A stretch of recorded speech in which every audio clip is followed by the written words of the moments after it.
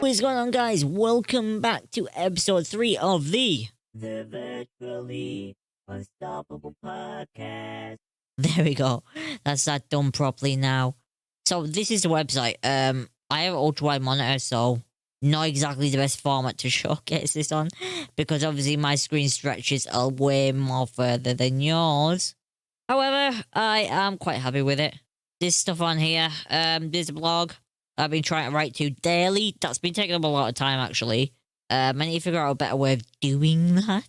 I'm a little bit unsure what the best way is to exactly write this out, but I don't know. I'll figure it out. But yeah, hello, I am blah blah blah. That reminds me, I need to actually fix that because I made an article today, but I didn't set it as a blog. But yeah. Also, this keeps stretching funny because my screen's ultra-wide. The one thing about ultra-wide monitors is they don't work very well with dynamic websites. Some websites are fine, but others aren't. I need to figure out how to do it in WordPress to make it work the way I want it to. That's a future thing anyway. But I just want to show you guys that. And then obviously there's the podcast section, right? Oh god, Joe Rogan's face. Because that's what the last episode was about. Obviously this time it won't be Joe Rogan's face. And this time it will be Elden Ring. And that moves me on to our next segment, which is Elden Ring. So the reviews came out today. The embargo has been lifted on the reviews. And it got a 96 top critic average on OpenCritic. And 100% of critics have recommended the game. Which is absolutely outstanding for a game. Like, insanely outstanding. 96 is basically... This game is a masterpiece. That's basically what a 96 is. The game is a masterpiece, and holy crap. I am quite surprised. Sometimes From Software games get a little bit of hate because of the difficulty. Not every reviewer enjoys the difficulty of the game. I won't word it as hate either, because I think that comes off wrong. Especially after I wrote the article today about hate with threats and abuse that gaming journalists actually receive from the community when they give bad reviews. I don't want to put it that way. Let's put it in a better way. When a gaming journalist reviews a game, if they give negative opinions, it can come off as they're attacking the game, which isn't what they're doing. They're just highlighting the issues that the game has. And with Elden Ring, from what reviewers have experienced, there seems to be absolutely no issues. The game is as good as it can be, and many are touting it as what From Software always wanted their games to be. So it'll be interesting to see what the game's like. I personally won't be playing it because I don't like playing games at launch. I prefer playing them a year down the line when whatever potential issues there are resolved. But I will probably watch a number of friends of mine who stream play the game, and I'll see from their experiences and stuff how the game runs for them, how the story is, or how much of a story there is there, and obviously the combat and stuff. I think, From Software games, a lot of what makes them thoroughly entertaining is the combat, right, and the challenge. I'm not saying that always has to be the case for From Software games. They can improve and change any way they want and do what they want with that. They could take a completely different direction if they wanted to. But I just wanted to, I don't know, talk about them for a little bit.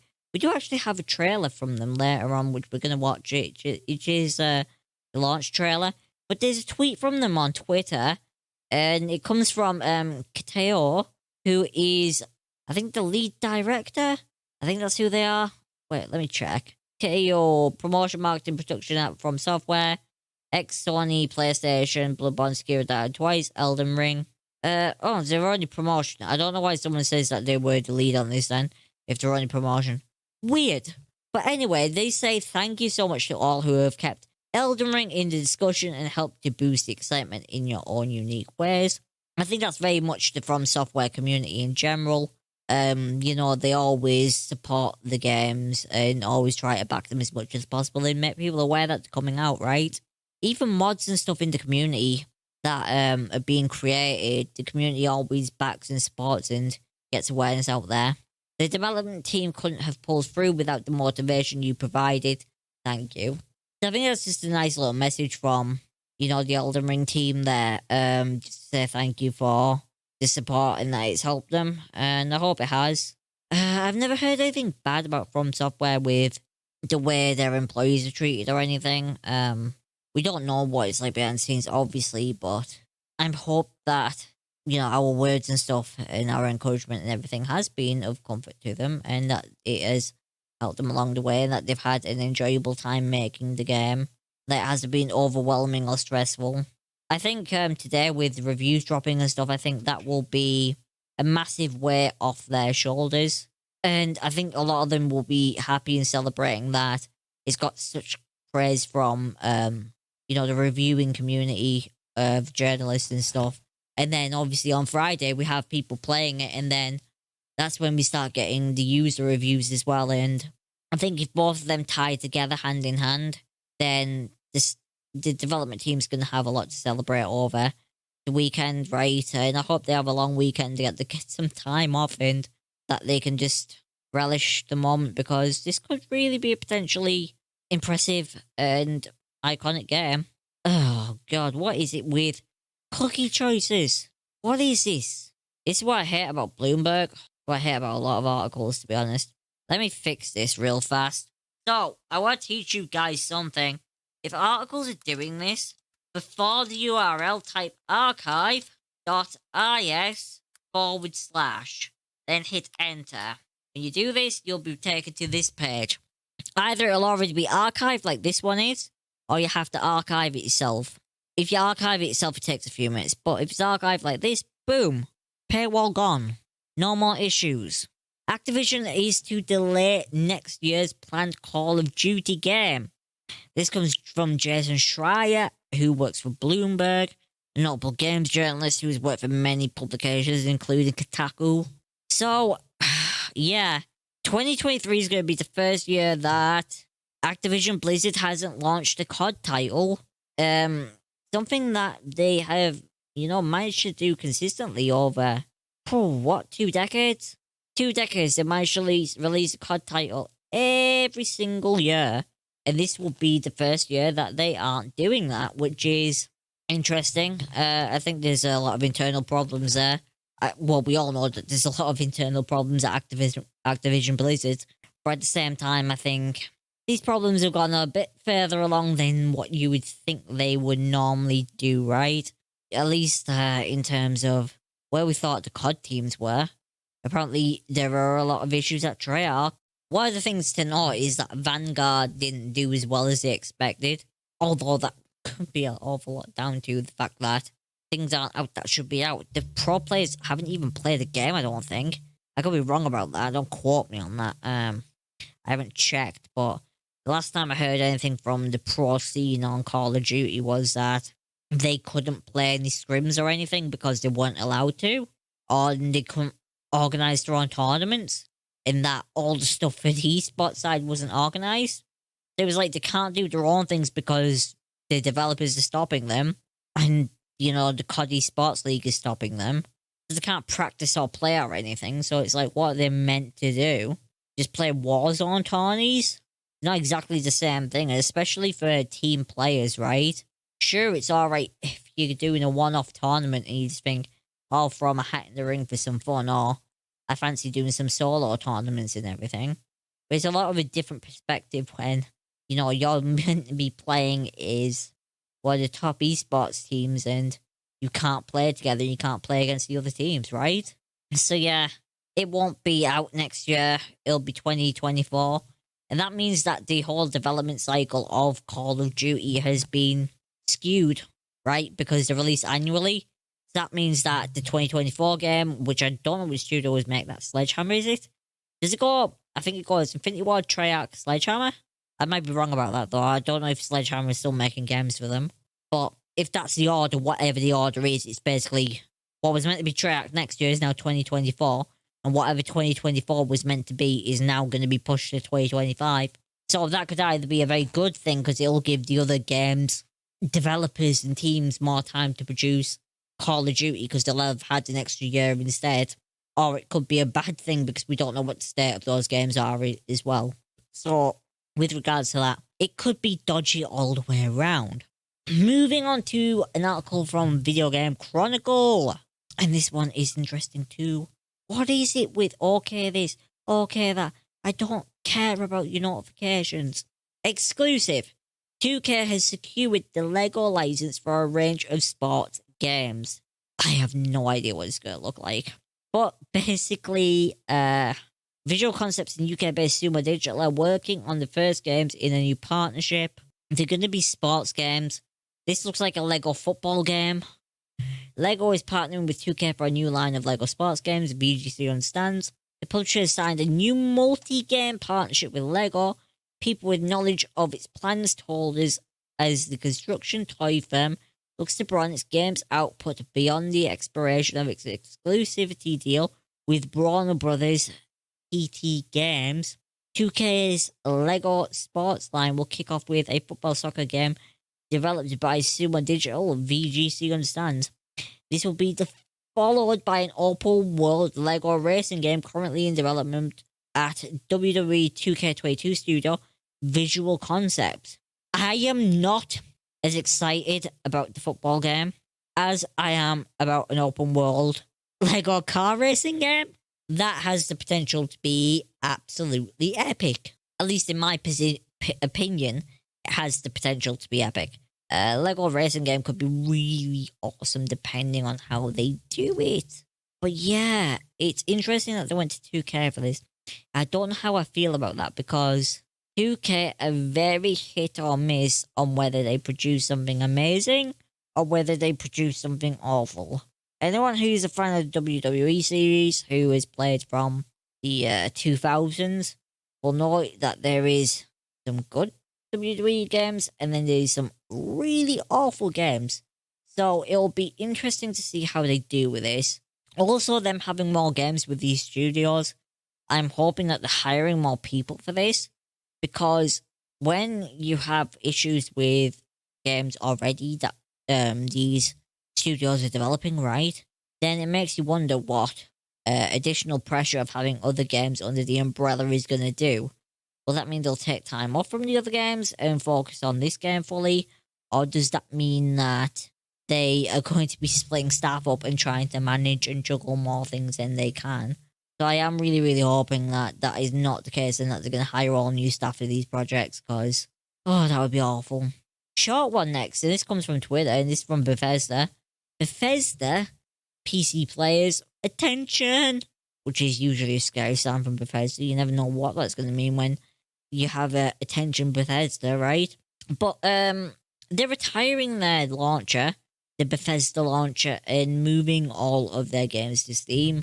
So that is an interesting change, but I don't think I personally disagree with the change. It is what it is, right? I don't think anyone's going to be too bothered by it. But I am hoping that the migration of this goes well. But I can honestly believe that there's people who use the Bethesda launcher that are going to be very worried about their games if they have them through the Bethesda launcher. Hopefully this transfers right. I think most people have their games from Bethesda on Steam anyway already, or the ones who don't are playing them on Games Pass, so I don't think this will affect maybe too many people. I think a lot of Fallout 76 people will be affected by this, because didn't you need to have the Bethesda launcher to play Fallout 76? But hopefully all the other games and this stuff transfer across properly and there's no issues, because that would not be good. That would not be the headline that Bethesda wants from this, is, oh, we messed this up. Because, well, no one would be surprised. But at the same time, there'd be more angry people, and Bethesda doesn't need more angry people. What Bethesda needs is that for whatever the next game is that comes out, for it to be a success and for people to enjoy it thoroughly. Because if not, then honestly, I don't think people could take much more of Bethesda messing stuff up, right? I think people need the next game from Bethesda, even if it has a few bugs, which is likely, that there's nothing major, that there's nothing that makes the game unlikable or unplayable, right? They need to return to classic form of, yes, while there might be issues and stuff, delivering games that people really enjoy. But we're moving on to another one from Twitter, and this is about Baldur's Gate. Baldur's Gate Dark Alliance 2. Let's see what this is. Oh, I hate Twitter videos. The quality is always terrible. The quality is always terrible. 2022. That was it, basically. Baldur's Gate Dark Alliance 2 is coming 2022 at some point. So, moving on to BioWare. Dragon Age is in production. That is right. There is a new Dragon Age game coming. Oh, so, as you may know, there are a few different stages to a game's development. First is concept, pre-production, blah, blah, blah. Basically creating this, blah, blah, blah. Ideas and game mechanics are proposed, blah, blah, blah. Production is all about executing the blueprint, taking these ideas and turning them into a working game.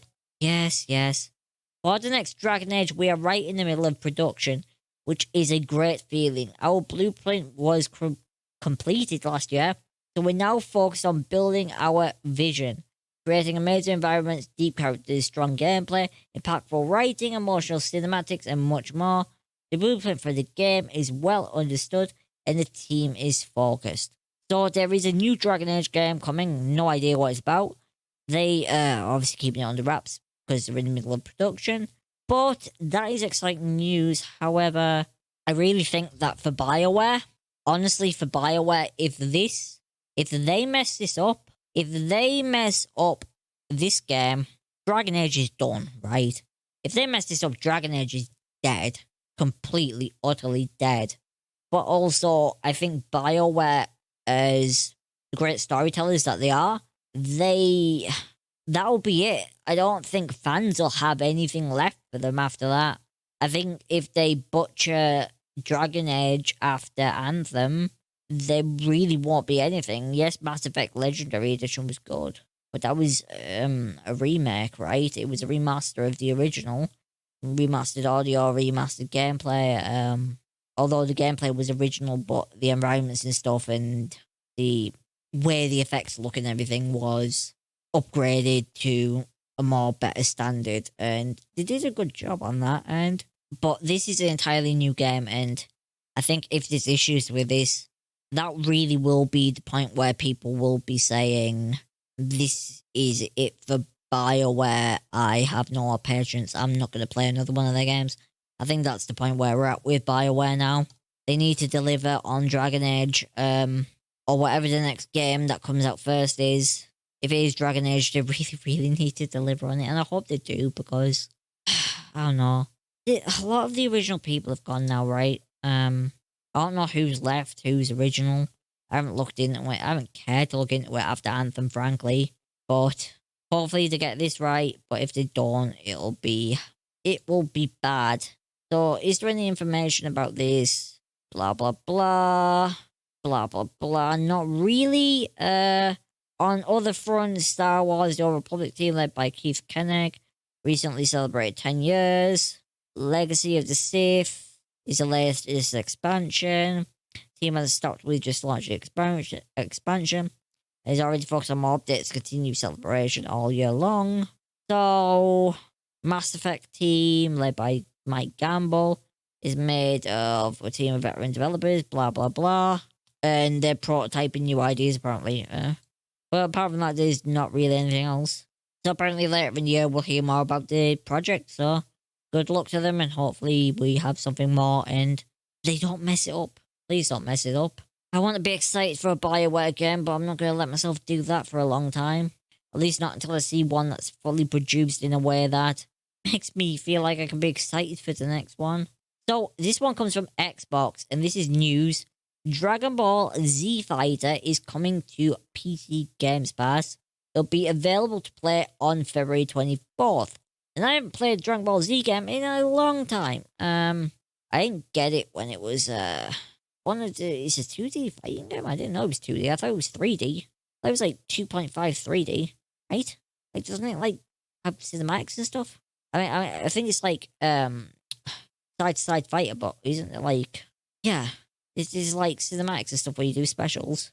I mean, it'll be interesting to see how this goes. I hope it's a good port for Games Pass and that everything works correctly. Sometimes there's issues with that. Not on many games though, to be honest. Most Games Pass games run pretty well. I've never had like a personal issue with many of them.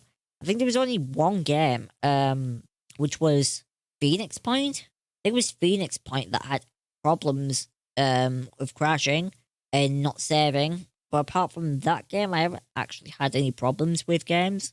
So yeah. But we'll see what Dragon Ball Z Fight is like on 24th. I'm excited to play it. I didn't get the game when it came out because I just didn't feel like playing a Dragon Ball Z game. Even though I do like Dragon Ball Z, it was just like, I don't know, Dragon Ball Z games are a little bit weird because in one mind it's Dragon Ball Z and that's awesome, playing as Goku, Frieza, Majin Buu and Piccolo and everyone else, right? Whoever you want to play as, Gohan, etc.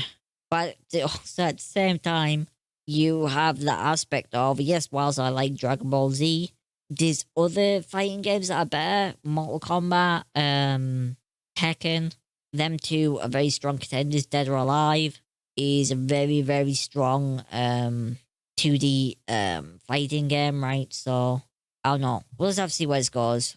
Hopefully it's decent. I'm going to play it though. And then I might write something about it and tell you guys what I think about it. So, yeah. So, we'll have to see how it goes. But we're going to move on to trailers now. We're going to have some trailers, and we're starting off with the Elden Ring launch trailer. So, if you don't want to see this, then this is the best time not to watch this right now. Maybe mute it and look away from the screen for a few minutes.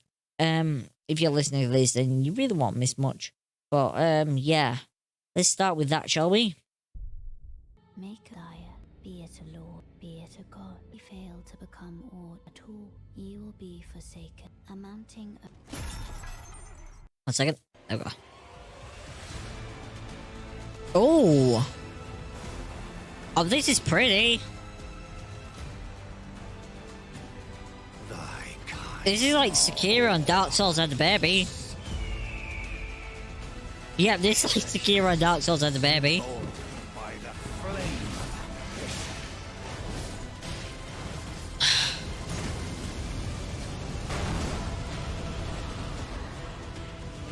This is cool.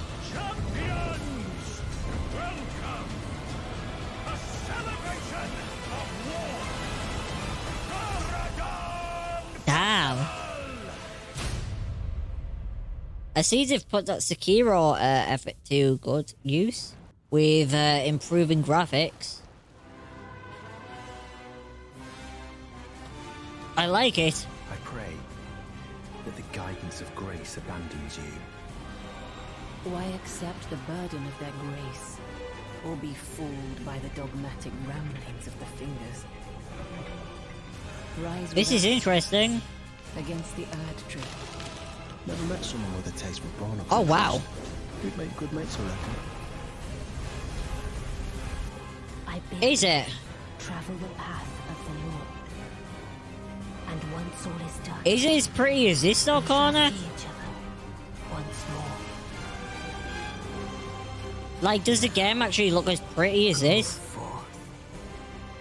Become Elden Lord. Because this looks significantly prettier than what the Dark Souls games did. And miles beyond Bloodborne as well. This comes out, obviously, Friday, so 2 days from now. But that looks awesome. The graphics look awesome, but it's whether the in-game graphics look the same, right? We got another trailer, and this one is Shadow Warrior 3, which comes out on March the 1st, which is, interesting. Oh, be aware, there's mild sexual themes. Is rated mature 17 plus. Holy crap. Ironically, this game actually looks better. Oh, it's from Devolver Digital. That explains it. I swear to God, this guy is the guy from The Wheel of Time, right? Isn't that the guy from The Wheel of Time? Oh, I remember we watched another trailer for this the other week.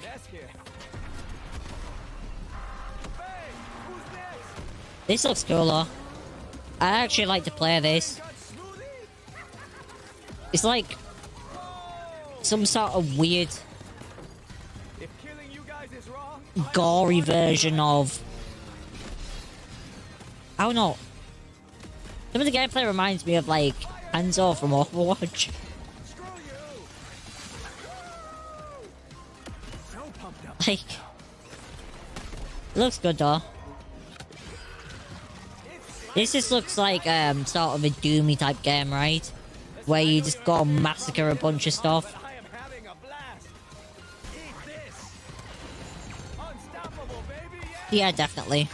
We'll probably check this one out as well. But I don't know when, right? Feel the thunder. The thunder! Oh, the Wang still got it. March 1st, 2022. Steam, PS4, Xbox One. So we're getting into like the kind of stuff moving on forwards now.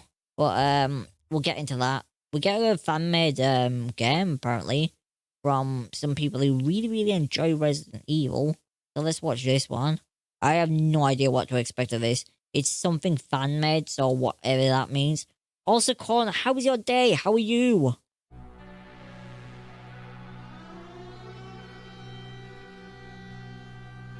I don't even know who Team Bravo is. I'm presuming it's some sort of fan mod team. But it looks interesting, sort of. There's like a follow-on. Oh. I guess it's sort of their reimagining?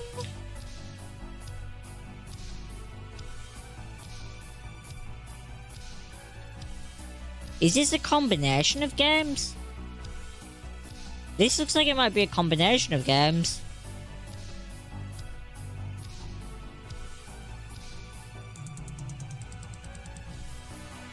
Interesting. This is actually interesting because it looks like it's a combination.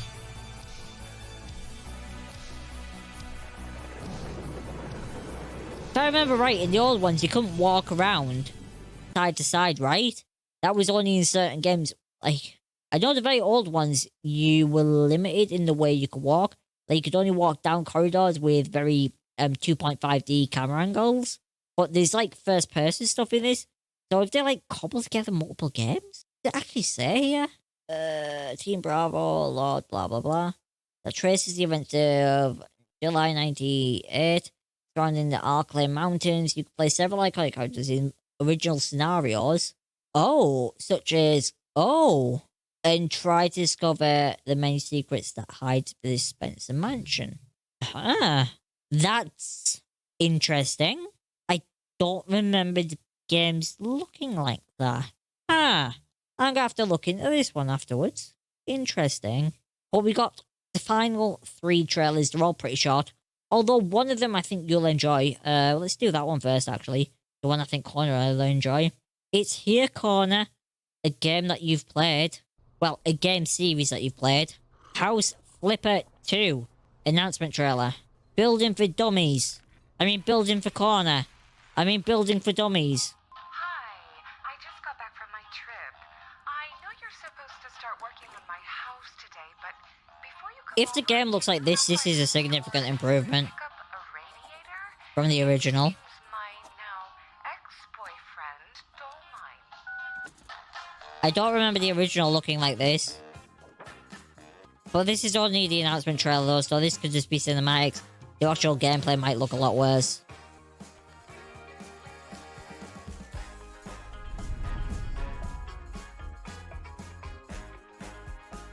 We'll be interested to see if it really does look that good. Because if it looks that good, then... interesting. But it's coming 2023. So that's something. I know people like The Sims. And I think people like the simulators. And I think people enjoyed House Flipper. I don't remember anyone complaining about it. I think most people who played it enjoyed the actual game itself. So, interesting to see. But the final 2 is one that is an official game trailer for Imp of the Sun. Which apparently a demo is coming to Steam of this. It might already be on Steam. Journey to the four corners of my empire, and defeat those who stole my power. He sounds like he's speaking Klingon. Only then will the eternal eclipse come to an end. Oh. Oh, we are like a little imp. We're like a little demon monkey. Oh god, you're like a little demon monkey. We're a demon monkey that can wield fire. Okay. You're a little demon imp that can wield fire. Okay, I like this. At least character. I don't know about the game. Not the most graphically appealing. But it is only a 2D size. Actually, no. Ori and Hollow Knight and stuff looked very, very good. This is the announcement. This is the game trailer. I mean, it's not visually unappealing, but I feel like they could have done a bit more with it. I feel like they could have made the main character at least look a lot more realistic with the shadows and stuff that they used on them. But there again, we don't know how many people have made this game either.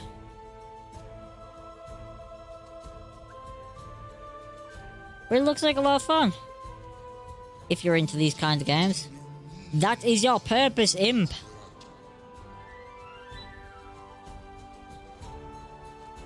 Imp of the Sun. Not a bad looking game, not the best looking game either. Would have liked to see the character. Like, the actual game world doesn't look bad, but I would have liked to see the actual main character have a lot more detail on them. The way it's kind of drawn is hard to see the outline and shadows and stuff. I think on top of that would have really helped contrast them. And maybe some more work on the effects. But, it looks interesting. It looks interesting. So we'll see what this is like. Wait, this is coming Q1 2021? This can't be right. Wait, so what came out? What actually came out? A demo for the game? Apparently this is already out. So a demo for the game came out? I don't know. Now I'm just confused. Okay. The final one, which is like an actual one from this year. February 20th this one came out. So a few days ago. This is Long Winter Early Access Launch Trailer. Which, it looks kind of interesting. I like the art style and stuff. It's very simplistic.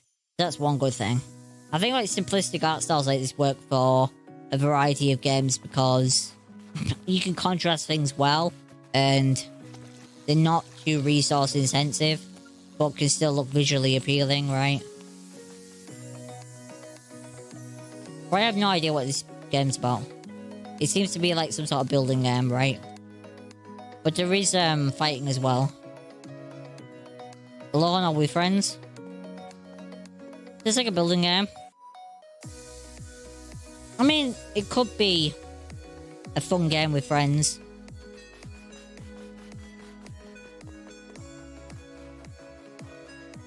It's a little survivally cute game.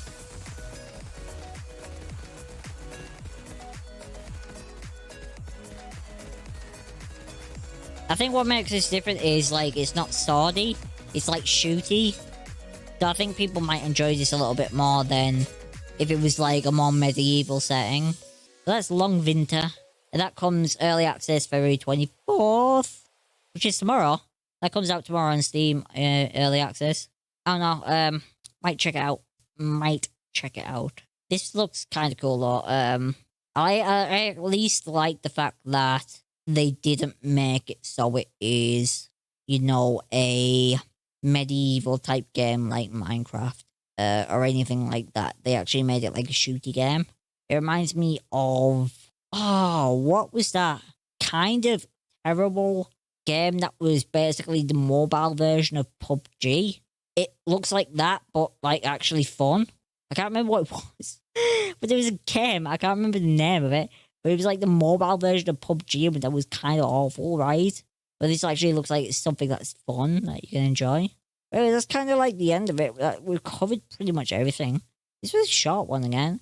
I need to start adding entertainment news back into this so it lasts a little bit longer. But that was kind of all the news from today about gaming that I could find that was at least interesting. Obviously, I think the big one for everyone is Elden Ring. because it's had its reviews out today and it's scoring so highly. So people are more excited now because, you know, it's got such overwhelmingly good critic reviews, which is very good for the team, very good for all that. Just hopefully the user reviews match the opinion of that and people enjoy it as much as they hope they're going to enjoy it. I mean, everyone hyped up Horizon Forbidden West way more than what the critics felt it was like. And then even the people who played it says that, you know, it was as good as the first, but there was issues with it as well, so they could understand why it didn't get a better score. Then there was other people who were really, really upset about that. Not gonna lie, some of the upset stuff, kind of crazy. But at the same time, other people who are hyped for Elden Ring, critic reviews came out, they're on par with the hypeness. So we'll just have to see how the game is on Friday. But anyways, guys, like, comment, share, and subscribe, or do whatever the thing is when whatever you're on. Connor, thank you for hanging out. I appreciate it. I hope you have a good rest of your day, evening, or night. Let me stop the recording here. I'll see you guys later.